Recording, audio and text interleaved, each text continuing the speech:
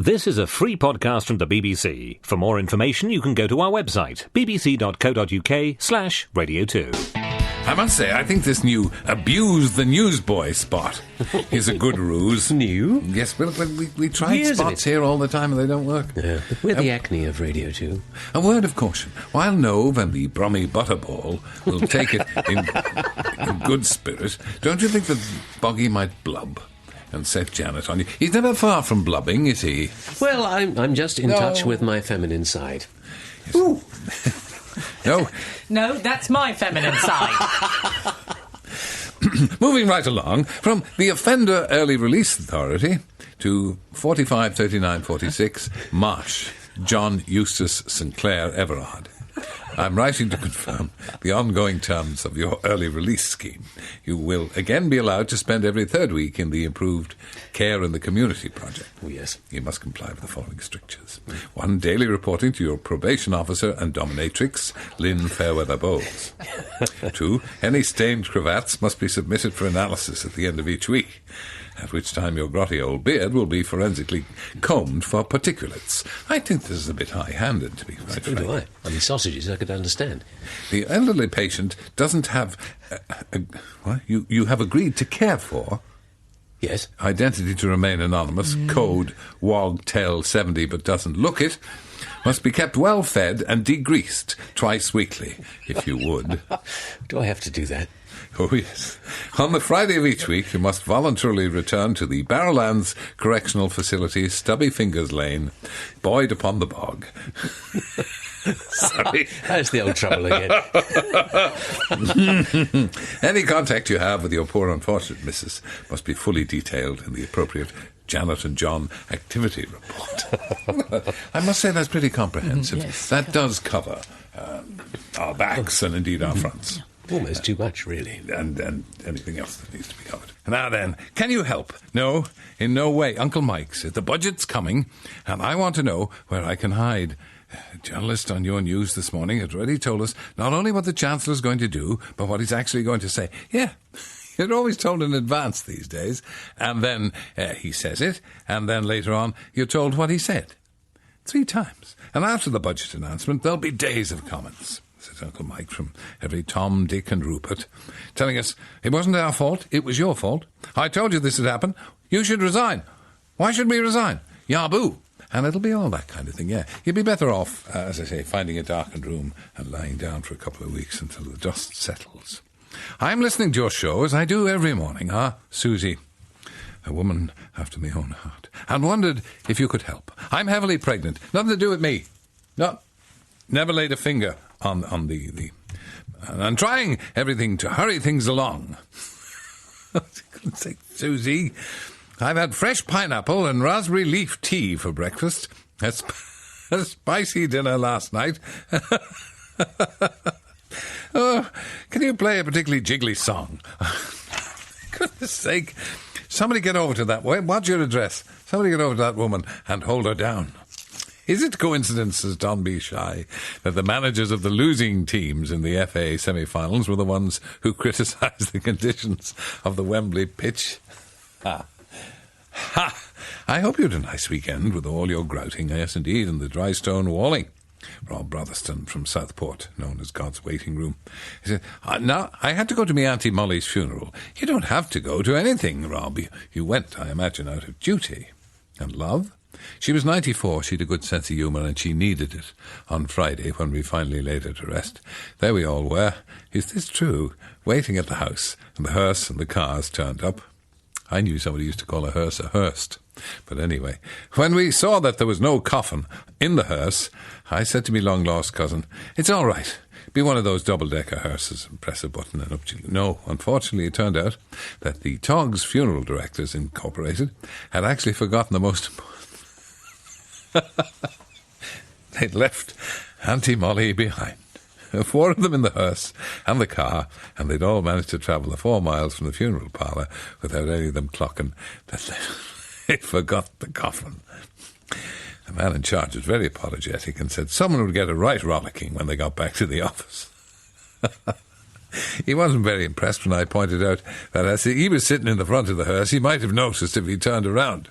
He said there'd be a discount. Anyway, they scooted off, picked up Auntie Molly in the box, and we gave her a right good send-off. I know. And is this all leading up to the fact that you probably paid "Get me to the church on time" as the coffin went forward? This is tremendous here from Ronnie. It's a bear warning. Elliot Lake Bear Advisory. Now, you see, this is the kind of stuff you don't get from Attenborough. Elliot Lake Department of the Environment is advising hikers, hunters, fishermen and golfers to take extra precautions and keep alert for bears while in the area. People are advised to wear noise-producing devices, such as little bells on their clothing, to alert but not startle a bear unexpectedly. They also recommend carrying pepper spray in case of an encounter with a bear. Also a good idea to watch for fresh signs of bear activity and know the difference between black bear and grizzly bear droppings. Black bear droppings are smaller, contain berries, possibly squirrel fur. Grizzly bear droppings have little bells in them and smell like pepper spray. I was down in the bottle bank on Sunday. You're a very responsible person, Saunders of Bungay. I'm glad to hear it. Saw my friend Carol. Naturally, I helped her with the vast bag of bottles she was recycling. Bit of a drinker, is she? Huh? She diligently placed all the green, brown and clear glass in the correct receptacle, and I was left with one bright blue bottle. Well, what do I do with this? She asked. I told her I normally throw mine into next door's garden, and he recycles them. So that wasn't much help. The question is, do the council employ CCTV operators who can lip read? I'm expecting the midnight knock. It'll probably be nearer midday, Saunders. That's not very responsible, is it? And Pauline of Bradwell, a priest. That's a little joke here now. The priest visits a man who's grieving over the death of his aged father. "I'm sorry to hear of your loss," said the priest. "Did you take him to Lourdes, as I suggested?" "Yes," said the man. "We'd only been there a few minutes when he died." "Oh, was it his heart?" "No, Father. He got hit on the head by a cricket ball." Ben Bulben. Oh, Ben Bulben. While watching a repeat of Auf Wiedersehen Pet recently, it occurred to me that not only did we have better TV programs in the 1980s, we'd better recessions. Gives a jump. Gives a jump. Are Tesco trying to send us, Togs, some kind of subliminal message in the naming of its shower gel? Wake up! This is from Winston Gennaro. Get the names. Wake up with Orange and Ginger. Will you really be stepping aside for a breakfast show hosted by Dale Winton and Chris Evans? David Dickinson must have a chance as well. Gracious me, it didn't. What didn't we were saying? Has anybody seen John Barrowman lately? He was all over the place like a cheap suit all last year, and I said, I miss him. And sure enough, there he rose phoenix-like from the ashes. It didn't take him long to bounce back, did it? Oh, no, Ralphie.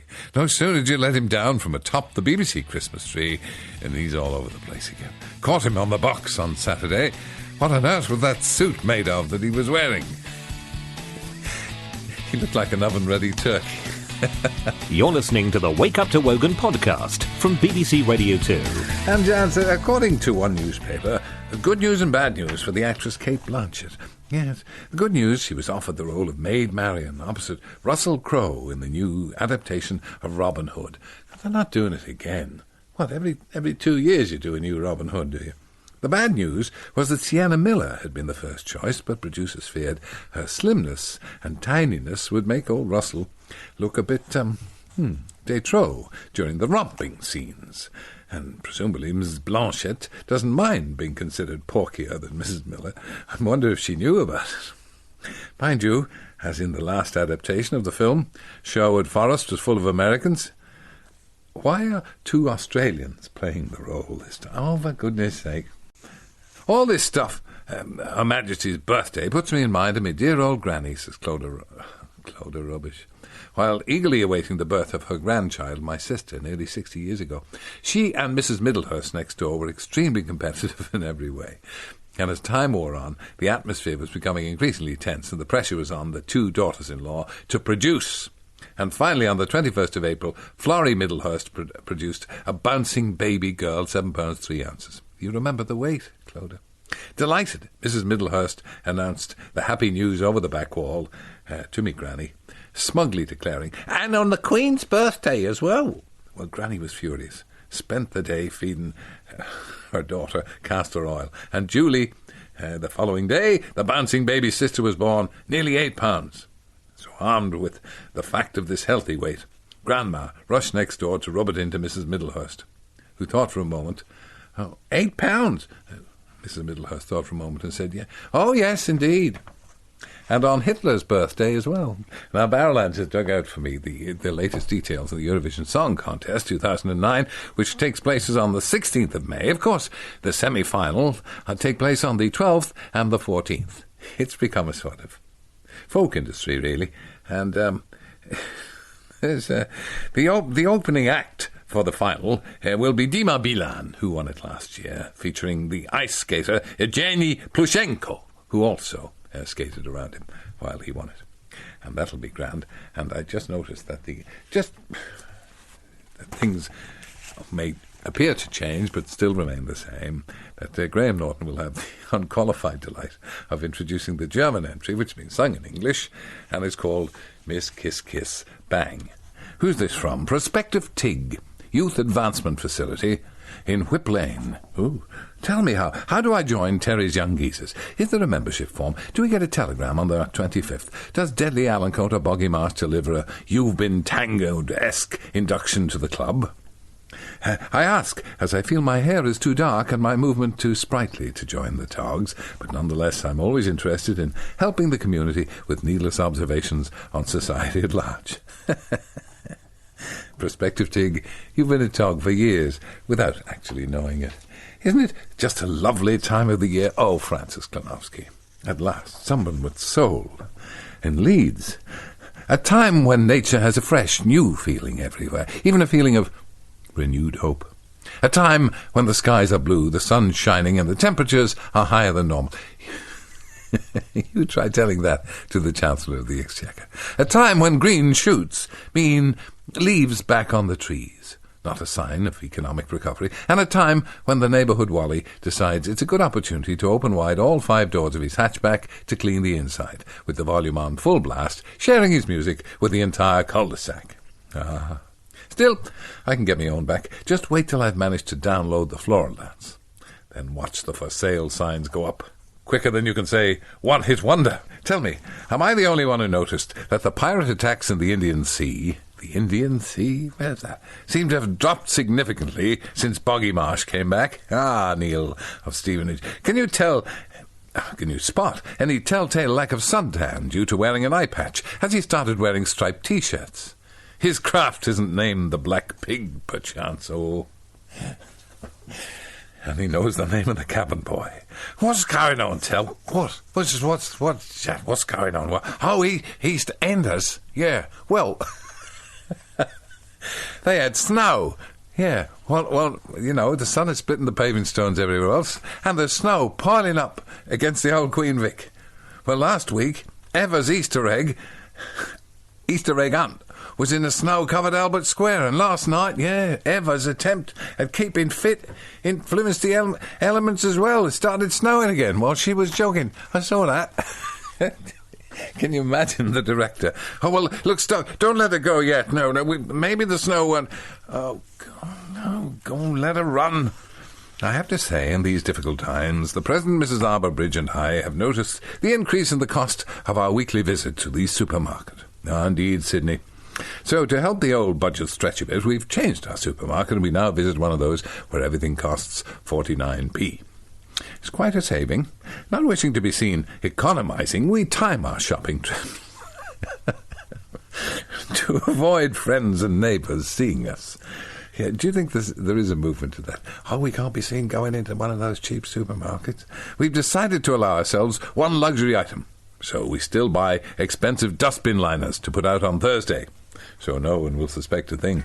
Meanwhile, Barnacle Bill the sailor is with us, and also the old totty from Splotty. Hello. Have my barnacles scrubbed off. Really? Yeah, yes. How's your binnacle these days? Oh, that's polished. What's the difference between a barnacle and a binnacle? Well, you paint a binnacle. Oh, do you? You can't paint barnacles. No. They move too quickly. I feel the failure of your new featurette, Ask Lynn. It's not gone down well. No, it hasn't. Disaster. It's just an attempt to try and add a bit of what can only be described as colour to the programme. Due in the main to the soaring intellect of Lynn Bowles.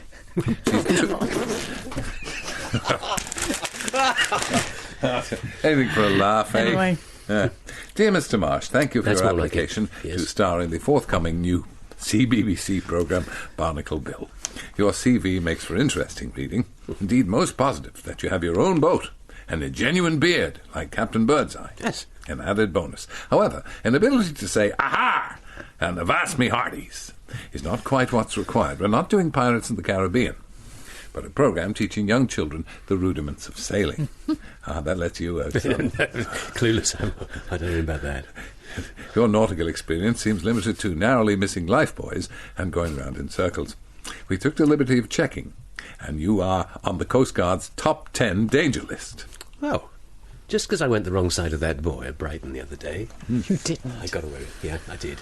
I confess openly. When you watch yachts racing, now this is this is not an Ask Lynn No, question. thank I heavens. throw this open. Okay, throw. Have you any idea who's leading? Who's winning? Whatsoever. No, it just looks very uncomfortable to me. I'm not into getting wet. And incidentally, people have noticed that the pirate attacks Diminished. in the sea have diminished since you came in here. Yes, I... So, I mean, it's obvious then. You're the inspiration. I could show you my cutlass. Ah, where'd you get that? What's that? I don't know. Do you think it's important? don't Should I think you plug it in somewhere? No, don't. No. Welcome back, dear Buggy. It's great to have you back. God, you make me laugh. You've got the knack, and I know you're really Terry's mate and mucker. I've heard him say... Oh, yes. And now, Janet and John go for a walk in the woods. Huh. Today, it's a lovely spring day, and Janet and John are going for a walk in the woods. See John put on his purple and gold walking boots, black trousers with a silver stripe, and an orange sequin jacket with a picture of Lord Reith on the back. Janet says, "Hurry up, John, by the time you're ready, it'll be dark." See John switch off his beard straighteners.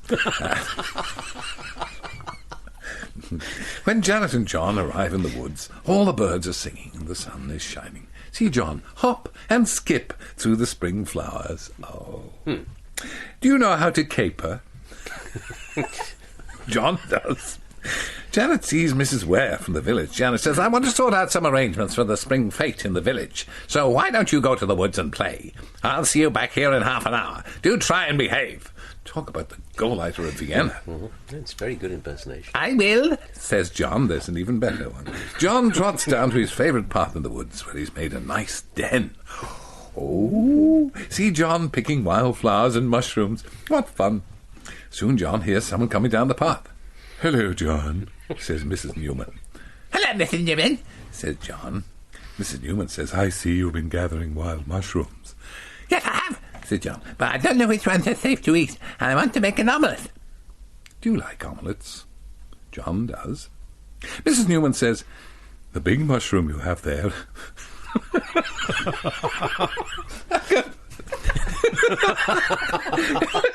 It's just the way I'm standing. It's called a bluet.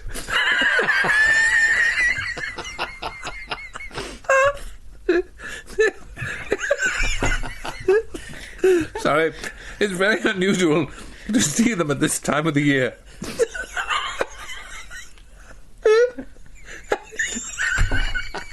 And the other one you have is a horn of plenty. They're normally out from May onwards. I was looking for some too. I haven't managed to find any yet. The small one is called a morel. They only grow near deciduous trees. If you come with me to the stables, I'll let you have lots of chanterelles in exchange for that one. Chanterelles are wonderful in an omelette. "Thank you," says John, and follows Mrs. Newman back to the stables. See John gather up a full bag full of mushrooms, then wave goodbye to Mrs. Newman and skip back to see Janet. Janet says, "Did you behave, John?" "Yes," says John. "I was playing in my den, and I saw Mrs. Newman. She wanted to look at my little mushroom and said I was very lucky as she hadn't got any morels. She was very surprised to see my horn of plenty and blew it. Then let me have a couple of big handfuls of her chanterelles behind the stables. See John push. Oh, God. It's no use. Oh,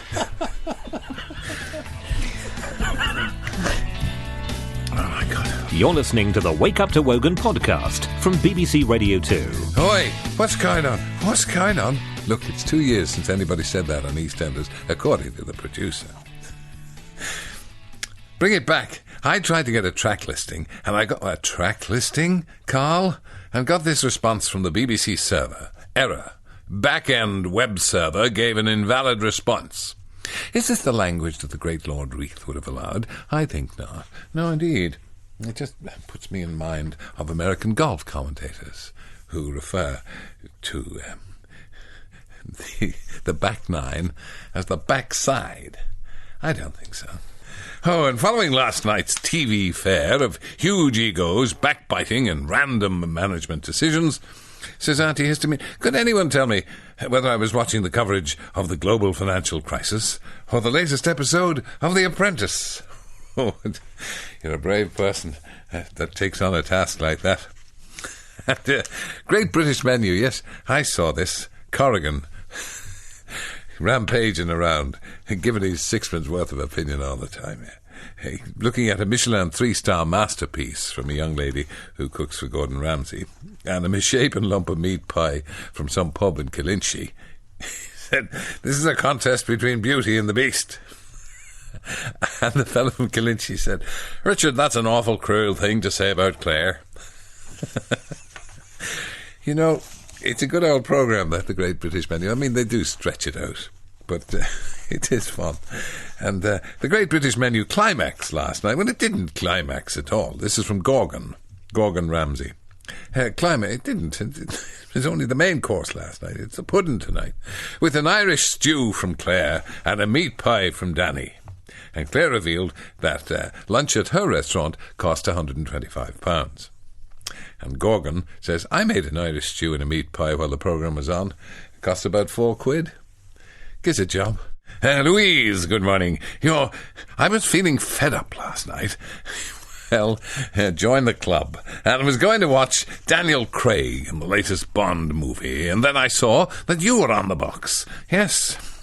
So, it was a choice between Daniel being lean, mean, and you in your auntie's bloomers and old white tuxedo. No contest. Sophistication, dazzling good looks, and pouting will win every time. So you're watching Daniel, eh? Very good. That's a real crock, that latest Bond movie, isn't it? Quantum of Solace. And, of course, Auntie's bloomers. I think that was recorded probably about, easily 10, 12 years ago. I'm afraid to look at it. But today's a special day. It's Shakespeare and St. George's Day. And even though I'm Scottish, I cry, huzzah, calloo, calais, and hope the weather's hottish. Well done, Sally Forth. Good morning. Could you tell me, what is all the fuss about Alistair Darling's budgie? My gran had a budgie for years, but never made headlines in the news and newspapers. And that's from Lollipop. And Laurie, load of chickens. What a name. I see that Alistair is getting a pet today. Just the thing to take his mind off financial woes. What could be a more suitable choice than a budgie? Wonderful companions. With a bit of effort, Alistair could train the little fellow to deliver all his big speeches. You can't train a budgie to speak. That's a parrot. And this would have the effect of diverting public opinion away from the bad news and overall give a nice little spin to anything he may be seeking to say. I suggest he spends a bit of time teaching the bird these phrases. Fiscal strategy. 100 billion. The recession may be going to last longer than I had first thought. I commend the idea to the House. We were delayed going to bed last night. Reverend Michael Bentley.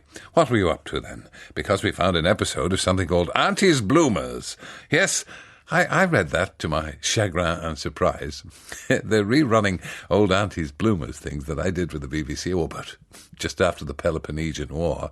On Challenge TV, there's a very dark-haired fellow doing a Jeremy Vine at the beginning and end of each section, while the actor fellas kept doing the same thing, falling over each time. Yes, it is a constant source of amazement to me that they're still doing a kind of version of Auntie's Bloomers.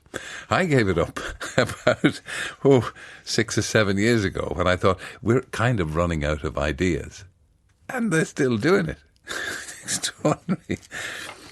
Did you see Sir Alex Ferguson at Wembley? I did indeed, indicating, says Paul, in his diffident, understated way, that the referee might consider awarding Man U a penalty. Perhaps you, like me, were reminded of P.G. Woodhouse's observation that it isn't difficult to distinguish between a ray of sunshine and a Scotsman with a grievance. I have to work with these people. If I can remember, that says Shlomi Beckerman. Oh, you Shlomi. Are you a Shlemiel, Shlomi? If I can remember that in any right-angled triangle, the square of the hypotenuse is equal to the sum of the squares on the other two sides, and that time is defined as a non-spatial continuum, a constant passage of existence where events occur in a seemingly irreversible sequence of potentiality in the future, into occurring in the present, and into a state of finality in the past, how come I can't remember where I've left the car keys? It's around the same. I put down a drink. The thing disappears. Dear Radio 2 controller, also known as Mickey Rourke, Mickey Rooney, whatever your name is. Look, don't start playing fast and loose with old Mick Shannon. His hands are full training horses there. Fine footballer in his day. And a grand controller. We like him. I'd like to make an official complaint about the Janet and John sagas that are read out in that old Welsh fella's radio programme. It's not a complaint about the dubious innuendos or downright smut. Therein lies with each story, but the scheduling. I catch my train, says John to Rood. I catch my train at precisely 8:08 every morning, and at 8:25-ish, the train pulls into its second stop at Hatfield. Whereupon I'm trying to stop my eyes from streaming with the tears of laughter and the belly aching, as my fellow passengers clamber past me to get off the train, no doubt thinking I'm some kind of weirdo. And your point is, John? The idea of giving the MPs, says Beekeeper of New Forest, who's a little bit more optimistic about the prospects for bees, I'm glad to say, giving the MPs an attendance allowance for turning up for a day's work, isn't that called a salary? No. There's no need to be pedantic, Beekeeper. They can call it what they like. And Gloria, glorious morning in Wiltshire. Could you commend to the House the excellent diction of Mr. Marsh, his use of the word afternoon, used in the weather report? He delivers the word in perfect Southwest One English, with the correct pronunciation, and not like a couple of BBC TV weather reporters who seem to think the word should be pronounced afternoon. Yes, indeed. And it's the ones on the Today programme, which I hear very early in the morning, in the weather forecasters. They seem excessively cheery. And just to prove how correct he is, and how silly it would sound in his perfect diction, ask him to say afternoon. Afternoon. Now, I won't, Gloria, because it only brings out the worst in him. Yesterday, having nothing better to do, I decided to watch daytime TV. Daytime TV, there's nothing wrong with daytime TV, Neil. Lots of people make a living there. Flicking through the listings, I came across a program called Loose Women. Yeah. Aha, says I. It sounds a bit racy. Boggy'll have a cameo role. The old small bit parts. Imagine my surprise when I came to watch. No innuendos, no double entendres, nobody getting the kid. Look, for goodness sake, it's a discussion programme, and a very, very feisty one. And talking about today's budgie, says Ralphie, is it a spooky coincidence that the Chancellor shares the same name as the family from Peter Pan? I do hope the country won't become known as on the Never Never Land. Ralphie, just a little too early for topical satire. In the news, the reporter says, 1/2%. Will you ask Johnny Marsh? Ask John. Jenny here says, ask John why the reporter can't just say 0.5%. Where is our plain English going? We're all being treated like Egypt. Saunders says, I heard you ask the question about has anybody spotted the first postman in shorts? And I write and tell you about our postman, Stan. He wears shorts all the year round. Remember all that snow? He wore his... Yes, you can still see it on EastEnders. He wore his shorts faithfully throughout. When questioned about this rather extremist behaviour, he says he wears shorts all the time because if it rains, his legs dry faster than his trousers would. You're listening to the Wake Up to Wogan podcast from BBC Radio 2. On several festive occasions, I receive, says General Lee speaking, I receive greetings cards from a friend of mine who is an undertaker. He insists on signing it, yours eventually. An undertaker with a sense of humour, that's what we like to hear. At last, Andy, a morning after pill. No more hangovers. I never thought I'd see the day. I could celebrate St. George's Day in proper fashion. To put your listeners' minds at rest, my listeners' minds are never at rest. They are forever surging, coming and going like the tide. Edie does die as a result of her injuries within a few minutes of the start. Look, you've ruined an episode of Desperate Housewives, not only for the listener, but for me. Angry of Manchester. Ah, yes, Laura, a bona fide Tig. Having heard your solemn promise of a Janet and John tale, I extol the virtues of this essential listening to my mother, yet it's a tale of everyday folk, who today organised her routine to include this event, only to hear you deliver the news there'd be no Janet and John today. How could you do that? That was yesterday. Tomorrow was new yesterday. I'm so Laura, there's nothing callous about me. There will be a Janet and John story, or a Janet and Jan story, a little bit later on. So don't say you haven't got adequate warning to get out of the country as quickly as you can. Well, look, we know that you have to wear a paper bag over your head when you visit Copenhagen and several other places that you've offended over the years in the Eurovision, but I didn't realise you'd upset Mancunians as well. Yesterday morning, Sir Jan, I was visiting Manchester. You know how to live, Jan. And I tried to tune the hotel radio into your grand old show. And Radio 1 was loud and clear, Classic FM was there, various other stations. You began in a fairly lively fashion, and then faded quickly. The story of my life. I was amazed, says Simon, that Boggy Marsh, you mean, didn't mention the advert on before the one for the morning after pill. It's our Chancellor, Alistair Darling, extolling the virtues of Miracle Grow for our economy. 4 months ago, says Simon, I noticed my 89-year-old grandmother was shrinking fast. All medical opinion said it was irreversible. Well, I rang 11 Downing Street, and Alistair told me Granny's spine would grow by 3.5 inches in 2011. What ho, me old questioning quorum. Chuffer Dandridge, lads. Writing good now, Chuffer, yes. Here's a blast from the past. Why don't you bring back that wonderful, much-loved and well-remembered old item from the days of steam radio, Ask Lynn? It was what radio was all about. It reunited lost loves, reinstated deposed European royal houses to the throne and solved the mystery of Smuggler's Gulch. Lynn has a ditty she used to sing, didn't she? I love blokes who ride motorbikes, from Honda 50s to Harleys. They give me a flash of their pearly white teeth, and I give them a flash of... What was it? I'm sure I didn't do that. Big brown eyes? Anyway, the question I'm longing to ask Lynn is, does she know what happened to my old white fiver? Or come to that, my career? There is no answer to Chuffer. that. Look, there's been a lot of poetry here. As you know, we have a Janet and John tale a little bit later on. Well, after Lynn has finished her duties. Janet and John go to the coast. Yeah, then we may not have time for the 8:30 news. And I just thought I might get through this a raft of little poems, all in favour of you.